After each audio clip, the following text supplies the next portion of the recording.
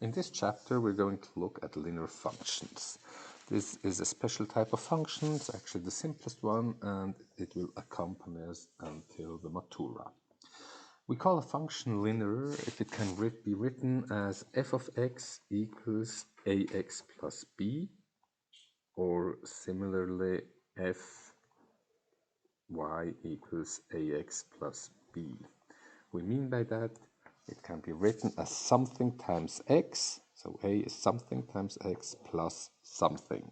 The x here, the argument of the function, occurs in the equation only as a x, no x squared, no square root of x, no divided by x, just really simple ax plus b.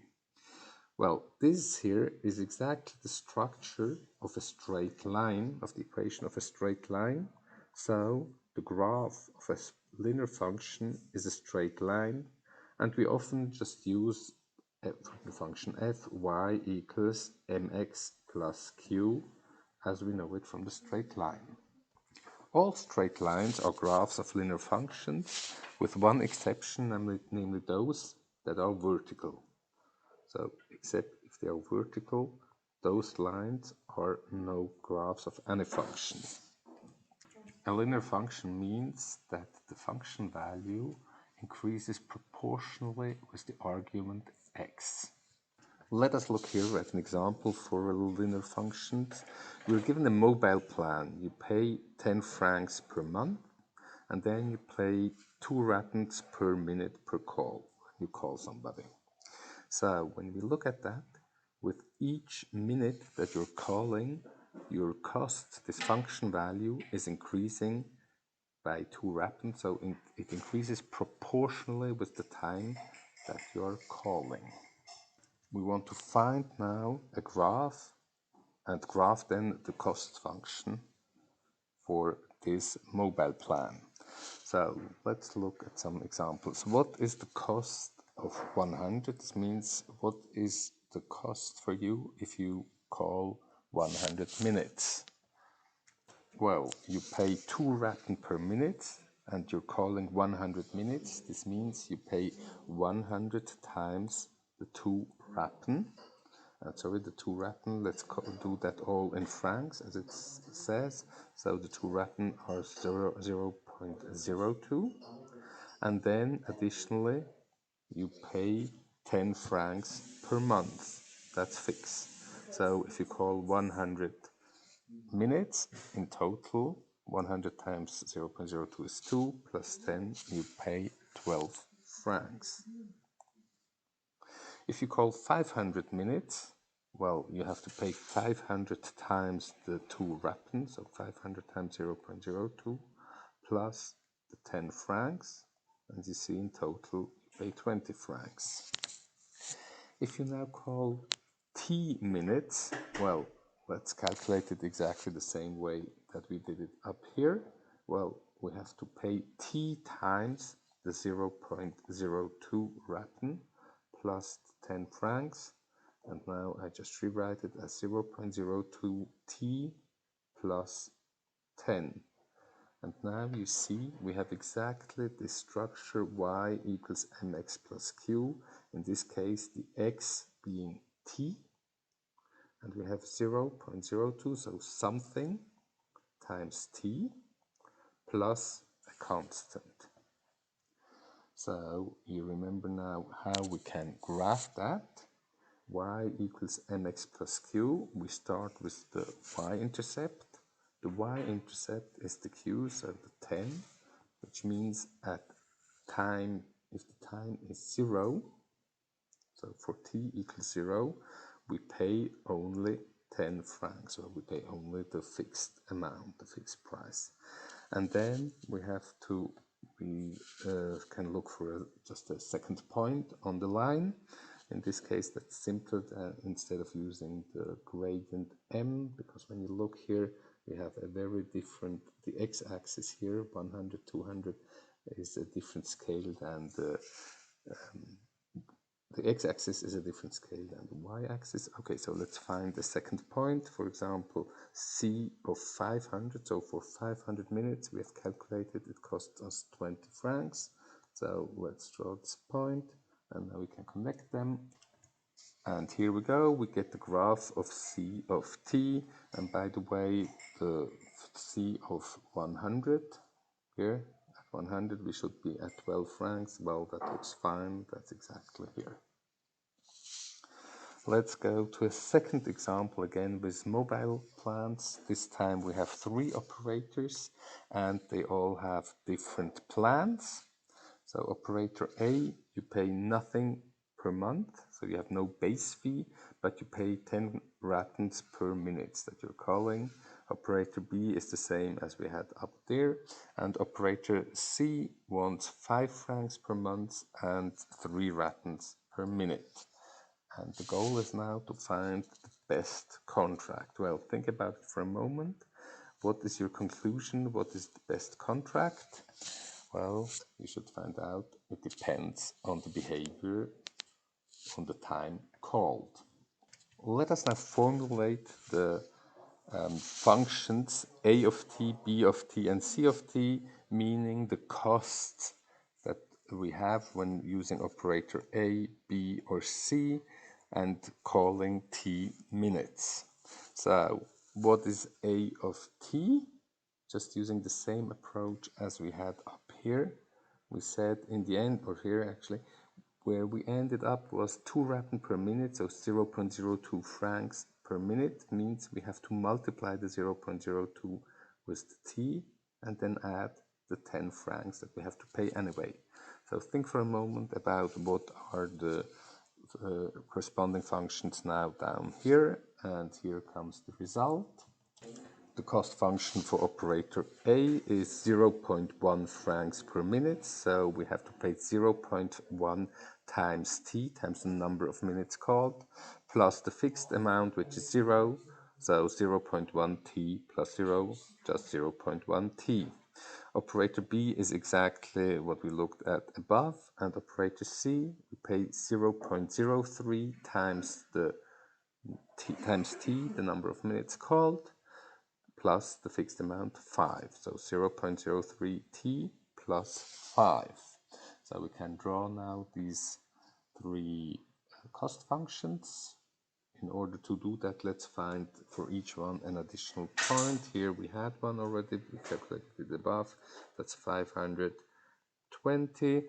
Here let's take, for example, after 200 minutes, how much does it cost me? Well, after 200 minutes, oh no, that's not a good idea. No, it is a good idea. So 200 minutes, how much does it cost me? Calculate it quickly, and you should find it costs me 20 francs. And here the last one for C, let's look also after 500 minutes.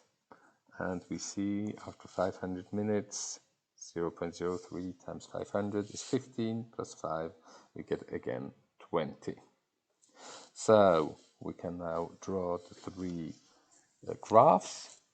For A, we have the point, we pay 0, the y, when we have 0 minutes, our y-intercept is 0, and we have the point 220, which means we get this line here. Then for B, we pay 10 francs when we call 0 minutes. Our y-intercept is 0, 10. We have the point 520. Oops, that's the wrong one. 520. So we get this line here. And for the point for contract C, we pay 5 francs when we call no minute. Our y-intercept is 5. We have again this point up here, so we can connect that one.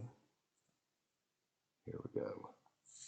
So this is the C, this one is B, and this one is the A. So what does this whole graph now tell us? Well, let's assume we call only 50 minutes. Which is the best mobile operator for us? Then 50 minutes, we're here.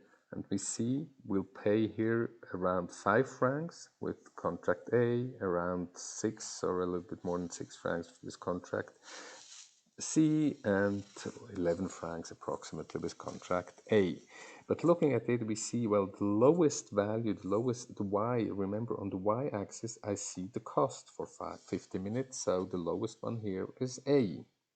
For example, at 150 minutes, which one is the cheapest? Which one costs me least? Well, the one that is lowest here, we see it's the C. The same applies when I look at 350, still C is cheapest, A is somewhere up here. We see when does it change? It changes exactly at 500. From here on, 500 or 600, B becomes cheapest. And where does it change between A and C? Obviously, for example, here A is cheapest. Here already C is cheapest, the red one. So we see where it is cheapest is always between the intersection points where it changes.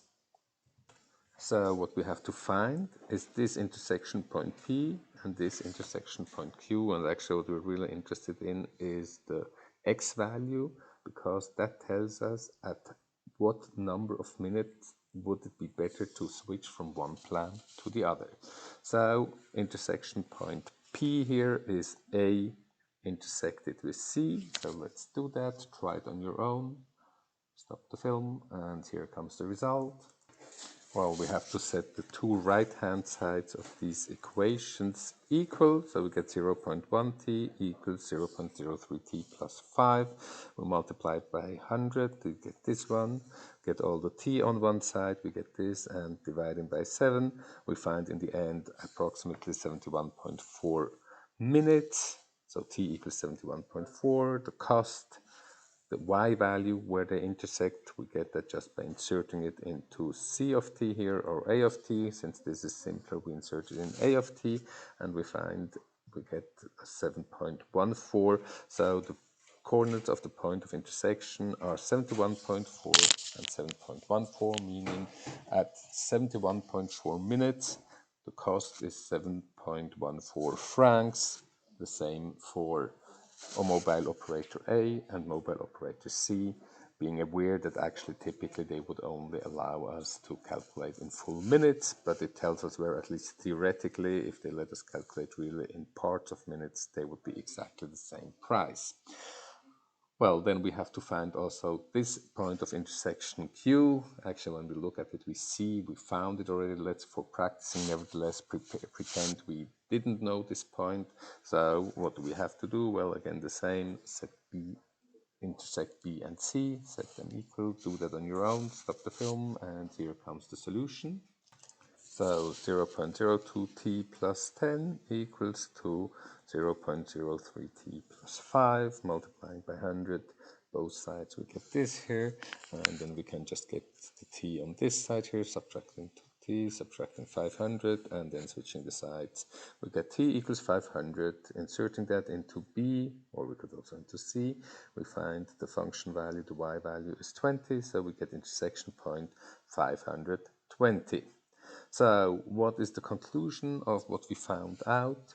Well, if one calls 70 minutes, less than 71.5 minutes, then operator A is the best. If one calls more than 500 minutes, then the operator B is the best. And if one calls between 71.4 and 500 minutes, then operator C is the best. Let us now look at example 3, and this is shown graphically here. Read first the text, and then here comes the interpretation. You may stop the film.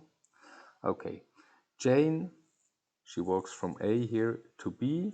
She starts at 10 o'clock, and she walks with a speed of 5 kilometers per hour. Lucas rides his bike. He starts at C. He rides to B through A. He starts at 11:20 in C, and his speed is 15 kilometers per hour.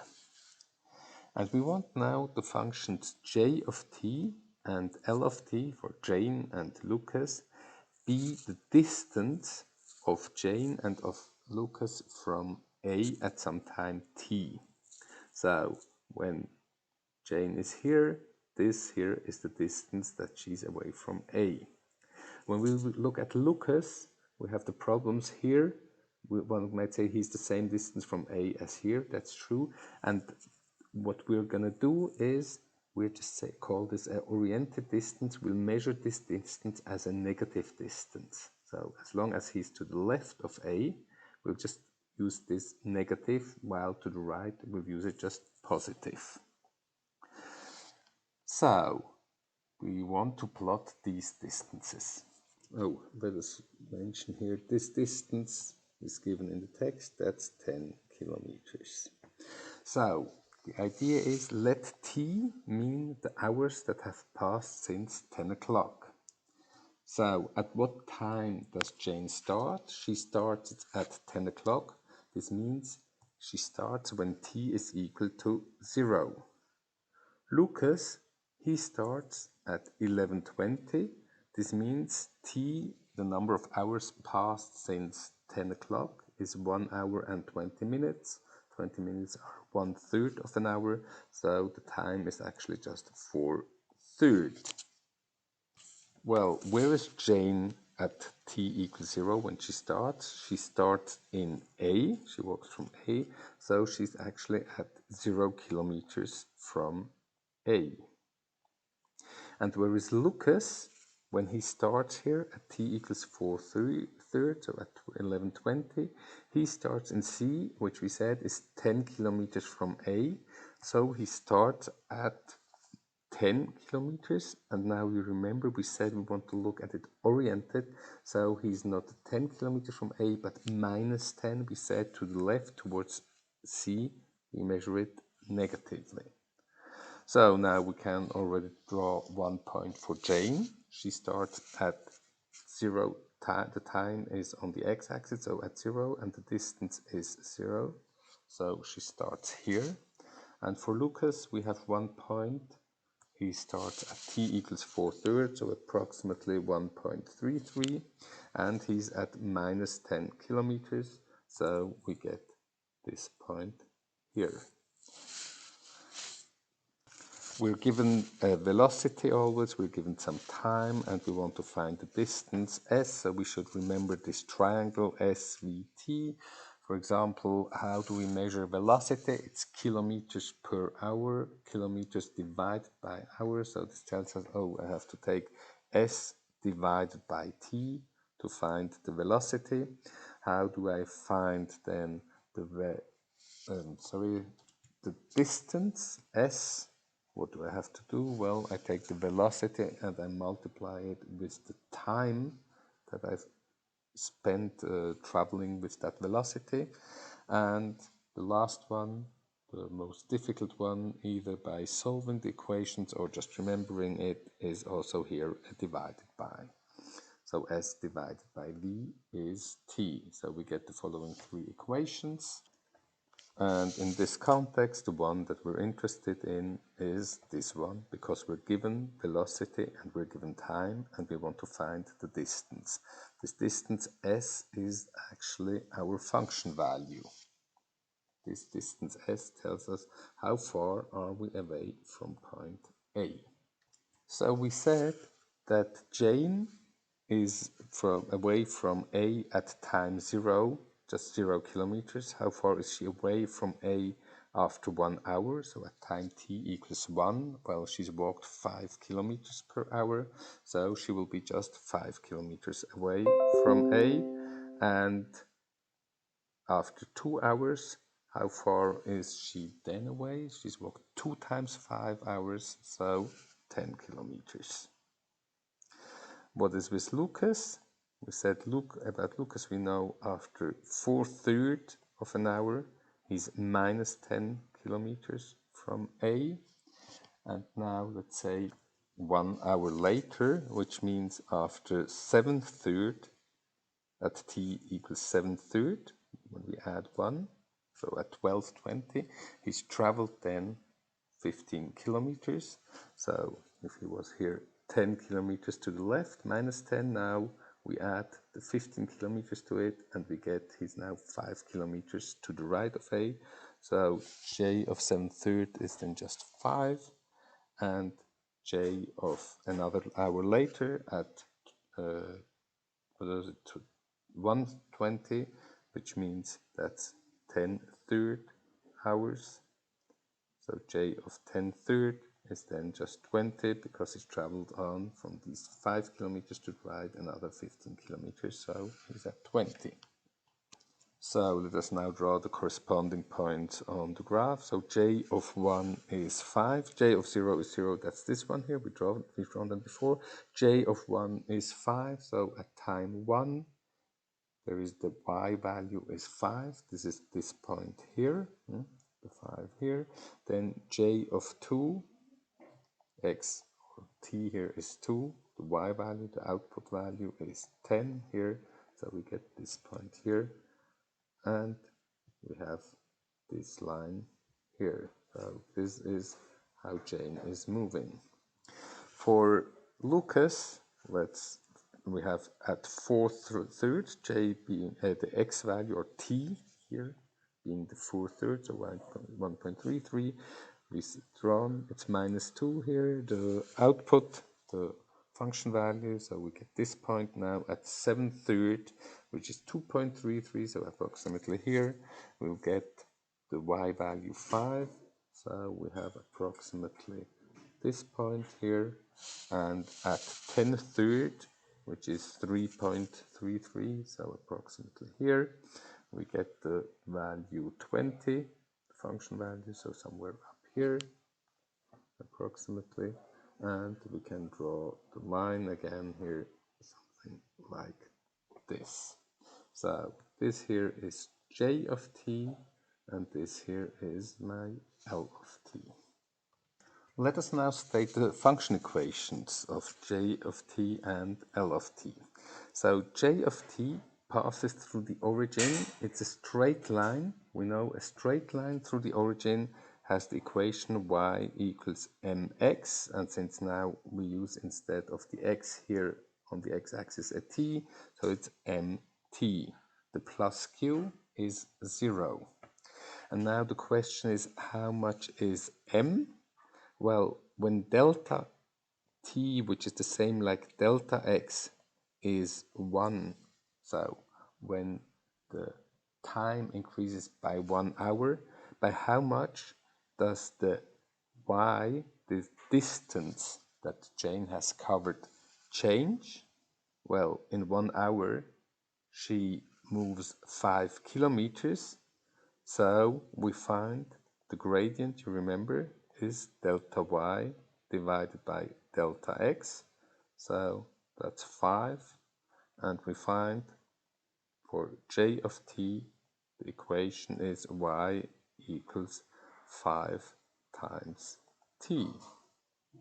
Sorry, let me use the proper notation.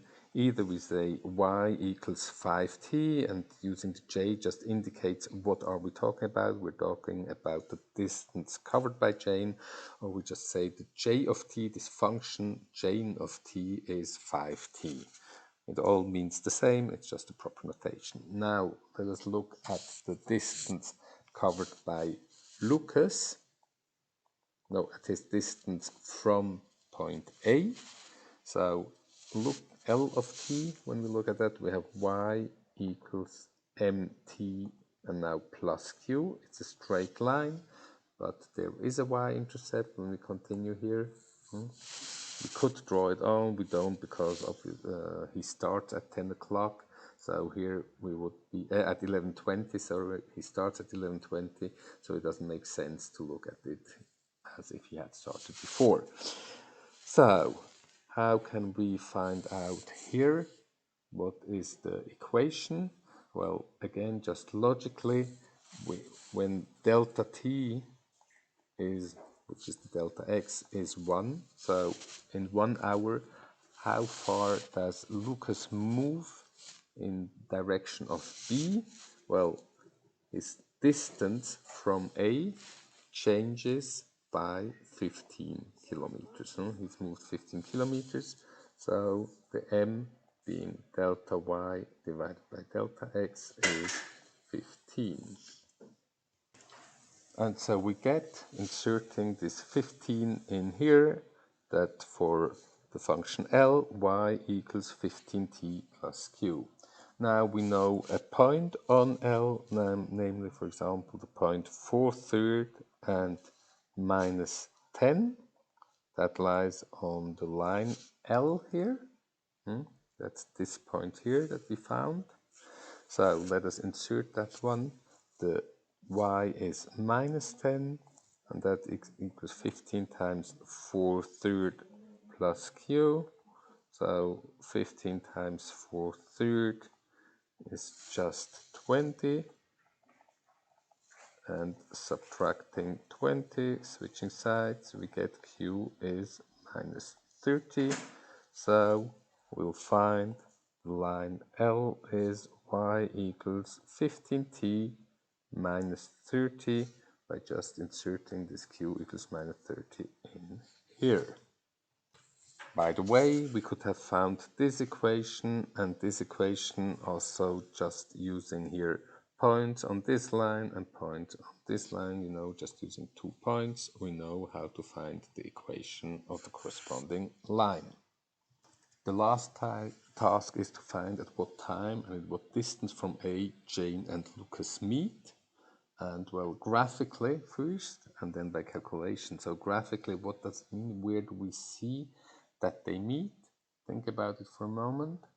And here comes the solution. Well, this point of intersection, this tells us where they meet. So graphically, it looks as if they meet around t equals 3, and which means at 1 o'clock, and which would mean approximately in 15 kilometers distance from A. Now let's find the exact result by calculation, which means we have to set this j of t equal to L of t. So we set the left hand sides equal, so we have 5t equals 15t minus 30, so minus 5t and plus 30, and we get 30 equals 10t, and then we divide by 10, we get t equals really 3.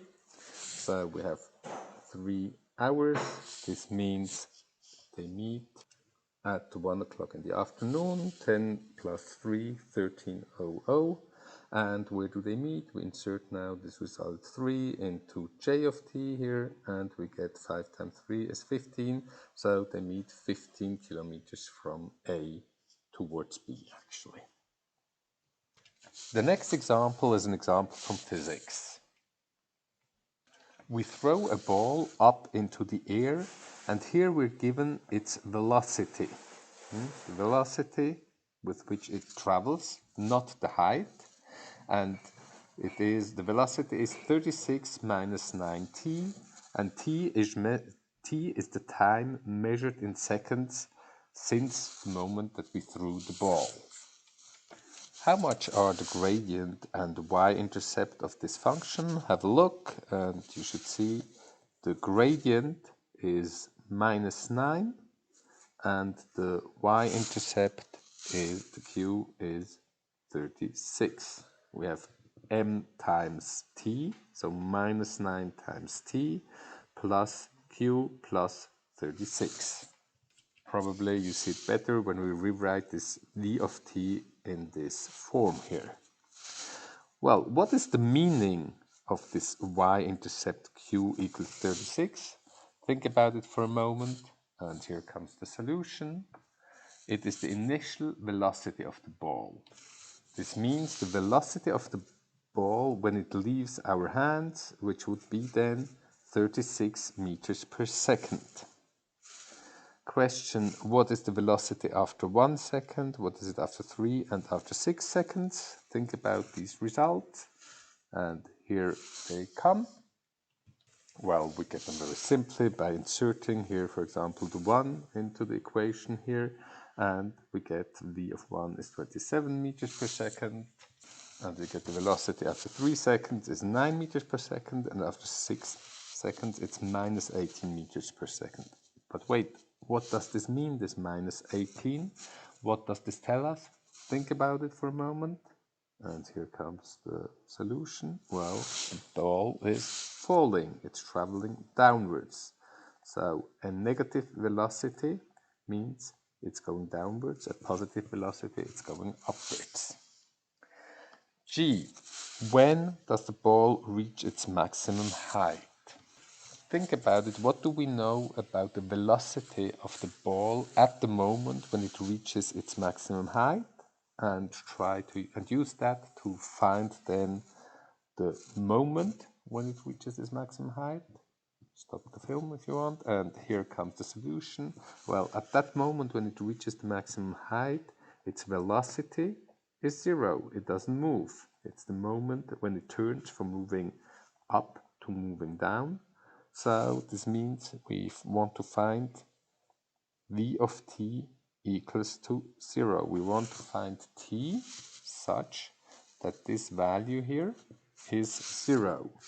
So we have 36 minus 9t equals 0. We get 36 equals 9t, and we get t equals 4 seconds. So after 4 seconds, it has mean. After 4 seconds, it is at maximum height. What is the meaning of the gradient minus 9? We have not yet looked at the meaning of it. Think about it for a moment. Well, the meaning of it is the change of the velocity per second. Per second, the velocity of the ball changes by minus 9 meters per second. Well, when does the ball reach the ground? The question is, what is the velocity when the ball reaches the ground? Well, because of symmetry reasons, the velocity will be minus 36 meters per second. We said in the beginning, we start actually at the ground when we throw it into the air. In the beginning, the initial velocity is 36 meters per second. So the moment when it comes back on the floor, it will have the same velocity, just in the opposite direction, falling down. So we know at the moment that it falls to the ground, its velocity will be minus 36 meters per second. So 36 minus 9t has to be minus 36. And we find that 72 is equal to 9t. We add 9t and we add 36. And so divided by 9, we get t equals 8 seconds. So after 8 seconds, it will hit the floor. And what are the logical domain and range of this function? So during which time does this velocity function here describe really the velocity of our ball? Think about it. The function in itself, just looked at as a function, its domain is just r, and its range is also r, because when the t becomes larger, t becomes, the smaller the whole thing becomes, so it goes towards negative infinity, and when t is very negative large, this whole thing becomes positive large. But now we're interested in the logical domain.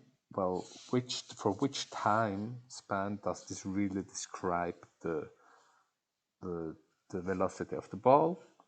Well, the result is the logical domain is between 0 seconds and 8 seconds. Because at 0 seconds, we throw the ball into the air. So before, it doesn't make sense to say that it describes the velocity of the ball.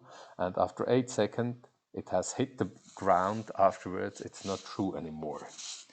And so what is the range then? Think about it for a moment. Well, the lowest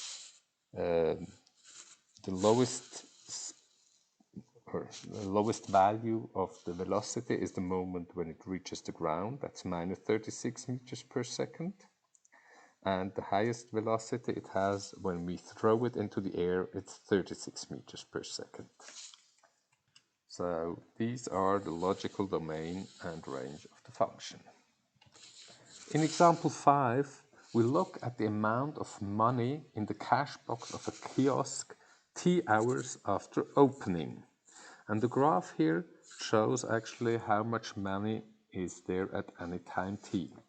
So, trying to read this off, how much money is there in the cash box at time t being 0 hours, so at opening time.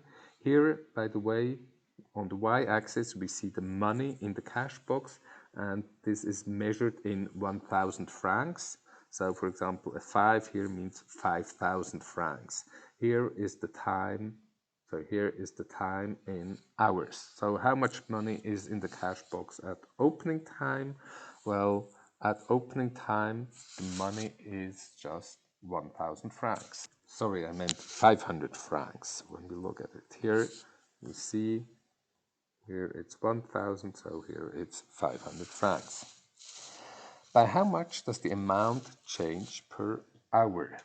So this means when we go 1 to the right, how much does it go up? Well, to be able to read it off better, we go 2 to the right, and then we see we have to go here 3 units up. So we get, or even better, we can look after 10 hours. We see we're up here. So the amount of money in the cash box after 10 hours, here we see, is 8,000 francs. The amount of money in the beginning, M0, was the 500. So we see in 10 hours it has increased by 7,500 francs. This means 7,500 francs per 10 hours divided by 10. So we have 750 francs per hour. So let us find now this function m of t. What we found here is the gradient. So it's 750t.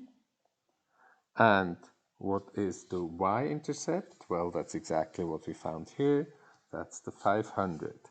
So our linear function is just 750t plus 500. That's the m of t, the amount of money in the cash box.